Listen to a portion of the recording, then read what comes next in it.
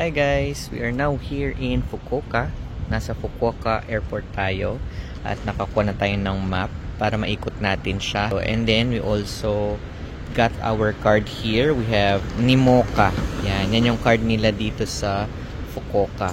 Kung si Osaka merong Aikoka, tapos merong Suica si si Tokyo.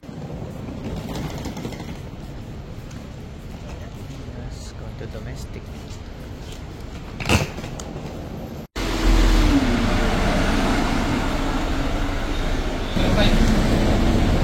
Please step inside and take your seat on the box side of the bus. Please take your seat on the box side of the bus.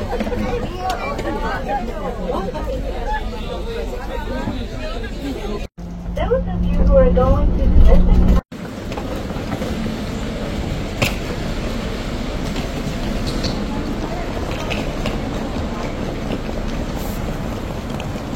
Now going to the train station. Yan. Fukuoka Airport.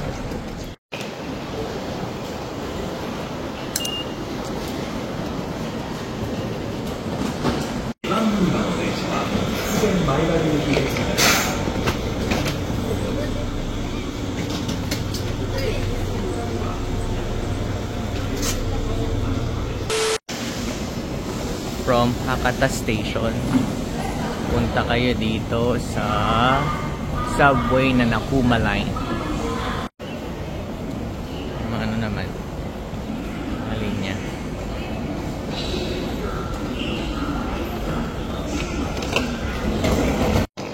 Yan, na tayo sa Minami Station. Going to the exit. Okay. After mag-check-in, dito tayo ngayon sa parang nila, parang style Dotonbori ng Osaka. And medyo tahimik lang, walang masyadong tourists. Talagang pang lang siya, relaxation. Tapos dun sa kabila guys, yan, kita nyo yan, yung may mga ilaw-ilaw doon. Yan yung 12-story Ichiran Ramen. Ano muna tayo ng dinner. Ano pa? What a view. Tahimik. So nandito na tayo sa Ichiran Ramen. Actually dito nag-start ang Ichiran Ramen sa Fukuoka. At meron silang 12-story building dito. So feel ko walang pila, no? Kasi kaya naman i-accommodate lahat. Pero hindi. Ayan, may pila pa din. Ayun yung pila. Ang daming tao. Ayan.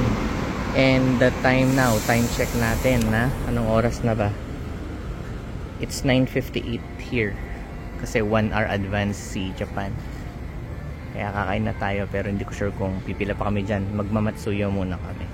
Ang original name ng Ichiran Ramen is Futaba Ramen. Nag-start siya noong 1960 at noong 1966 nagpalit siya ng pangalan ng Ichiran Ramen, kaya sikat na sikat siya dito sa Japan. Nag-start siya sa Fukuoka. Yan, kakain na kami sa all-time favorite, Matsuya. Mura na, di pa nakakasuya. Kasi Matsuya. Order. Yan. Order na tayo. Siyempre doon tayo sa favorite natin sa yan. May mga pwedeng pagpilian. Siyempre dito tayo. Favorite ko ito regular rice. Tapos same. Paningout dito kasi ito. Nandito na order natin. So meron tayong salad, meron tayong rice, meron tayong beef, at meron tayong soup. Pagdating sa rice mo, pwede mong gamitan ng ganito. Rice. 7 spice nila. So, ilalagay mo siya. Ganito. Para may may lasa yung kanin mo. Tapos, yung beef mo, pwede mong gamitan ng iba't ibang sauce. Yan, Kiniko sauce. May vinegar, may sweet, may soy sauce. Tapos ito, lagyan natin sa ating salad. Yan, yung sesame sauce.